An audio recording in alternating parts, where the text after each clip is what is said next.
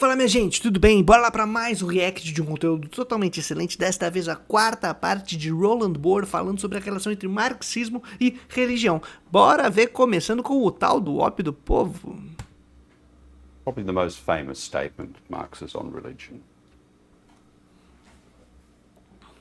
But the key is how we understand opium. Opa! Is it a drug that dulls the senses, making us feel good for a while, but ultimately making us an addict, crime, disease, etc.? Or is this... Para nós, ultimamente, é a epidemia que rola nos Estados Unidos por completa incapacidade de solucionar os seus problemas, de criar novos problemas e de criar problemas que nem deveriam ser problemas. E aí a galera tá lá viciado em remédios baseados em opioides. Então, que coisa, hein? something else to opium? As for Marx's own crucial text on that, he sees it as both a positive and a negative term. Three reasons for this. First of all, we need to understand the text where it appears, or the opium metaphor in its context. So Marx writes, and you've heard this before, I guess, religious suffering is at one and the same time the expression of real suffering and a protest against real suffering. Religion is the sigh of the oppressed creature, the heart of a heartless world, the soul of soulless conditions. It is the opium of the people. Perceba que é sempre na tal da ambivalência, na tal da dualidade, se a gente quisesse utilizar, mas ambivalência é melhor, né? Vamos dizer assim.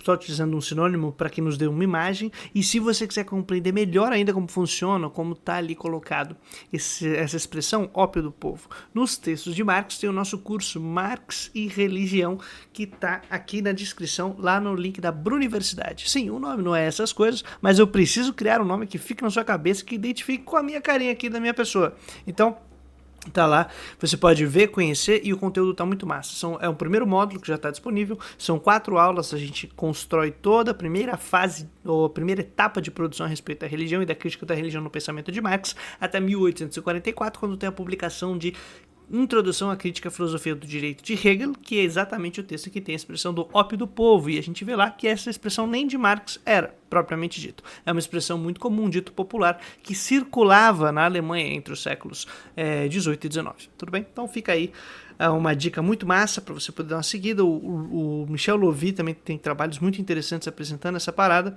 Então tem muita coisa aí no mundo que a gente precisa conhecer para tirar os preconceitos, mas voltemos para a palestra de Bohr, porque ele vai aprofundar o tema. The phrase opium of the people comes at the end of this text. To understand it, we need to consider the sentences that come before it. So Marx points out the religious suffering may be an expression of real suffering. Religion may be the sigh, heart and soul of a heartless and soulless world, but it is also a protest against that suffering. Religious suffering challenges real suffering. It questions suffering and asks why we are suffering.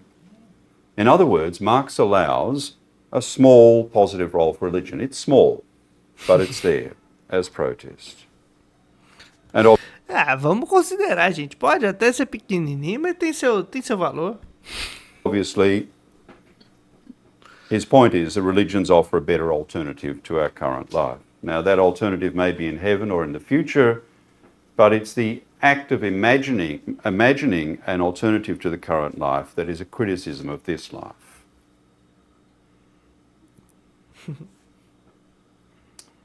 Now we can come to the word opium itself. Now, for Marx, opium was in fact very ambivalent. Mais uma vez, ambivalência. Mas vamos martelar isso na cabeça até não aguentar mais. And in order to understand that ambivalence, we need to consider the context in the 19th century in Europe when Marx wrote. On the one hand, opium was regarded as a beneficial, useful and cheap medicine, especially for the poor who could not afford a doctor. It was also seen as a source for inspiring the imagination of artists.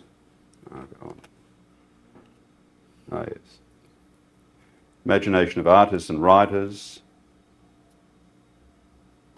But on the other hand, opium was at the same time, and more so towards the end of the 19th century, seen as a curse.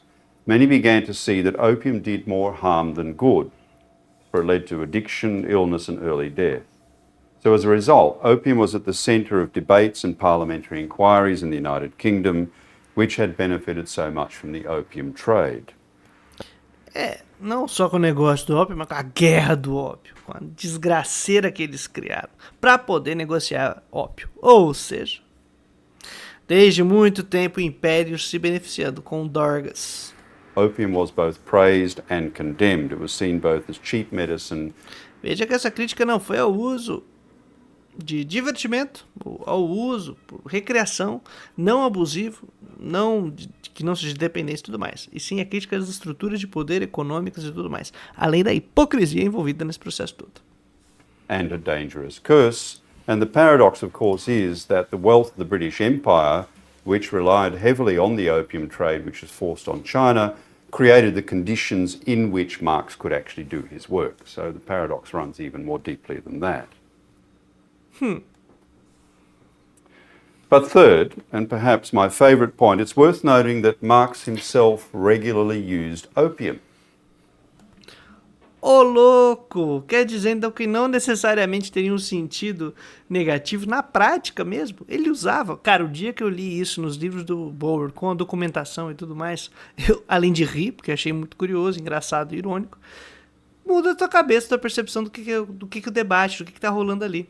É que a gente já lê com essa parada do ópio do povo depois de ter sido tratado como uma questão criminosa, de marginalização, como um problema social efetivo que passou a ser o ópio pelo uso abusivo por parte, especialmente dos trabalhadores, para tentar suportar as dores do trabalho e a superexploração. E aí, cara, virou um problema de saúde pública. Né? E a partir da metade do século XIX, inclusive. Eu estou tentando lembrar o nome do autor, que tem um trabalho muito bacana a respeito disso. Se eu lembrar, vou colocar aqui na descrição. Mas é um autor que mostra todo esse contexto, todo esse processo, o processo de criminalização do ópio e tal, não sei o que lá, mas como era um uso muito comum entre os trabalhadores, entre as pessoas, entre os artistas, era algo muito corriqueiro nessa sociedade moderna até metade do século XIX. Depois começou a virar uma questão de saúde, uma questão de crime, uma questão da proibição daquilo que inclusive tinha erguido o Império Britânico. Então é muito louco a gente ver essas transformações, essas mudanças, e hoje a gente só tem a pecha negativa. He took opium to deal with his liver illness, his skin problems, carbuncles, toothaches, eye pain, earaches, coughs and so on. Tava zoado, hein, Marx? Pelo amor de Deus. The result of overwork, lack of sleep, bad diet, chain smoking and heavy drinking. So anybody who's considering or leading a life of that form, then opium is your answer. A piada foi boa. He also used to take creosote. I think it's used in paint these days, isn't it? And doses of arsenic, so maybe that's not a good... I also used to drink endless pots of coffee, that's right.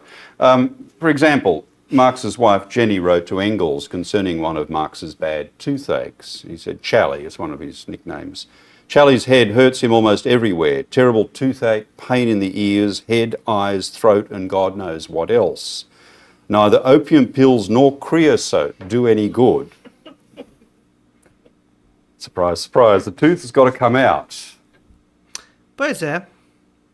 Bichinho, muda aí a tua vida. Quer dizer, já partiu, né? Tinha que ter mudado aí certos hábitos. And he jibs at the idea. Now, the point is, of course, Marx's personal use of opium influenced his use of the metaphor for describing religion. It helped stop pain, perhaps even assisted him recover from his illness, but it was ultimately not of much use in dealing with his deeper problems.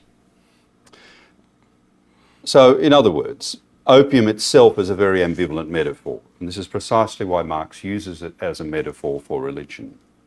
So like opium, religion may be a source of hope, cure an illness, a better world, but it's also a result of a world that is not right, and it can even be a source of harm. It's not for nothing, then, that Lenin translated Marx's metaphor, opium of the people, and called religion a kind of spiritual booze. Now, if you know anything about the history of vodka in Russian history and society, then you perhaps appreciate the ambivalence of vodka and religion. E mais uma sacada muito boa, mostrar agora que o Bohr sempre chama de ambivalência, né? Na própria relação, numa passagem de Marx falando sobre a religião, para Lenin falando sobre a religião. Então, muito massa como a gente vê toda essa transformação, essa maneira envolvente que o Bohr fala, que ele vai trazendo os temas, e eu curto pra caramba. De todo jeito, minha gente, um grande abraço, trazendo a boa nova todo dia útil até a vitória final, e em breve a gente volta aqui. Valeu!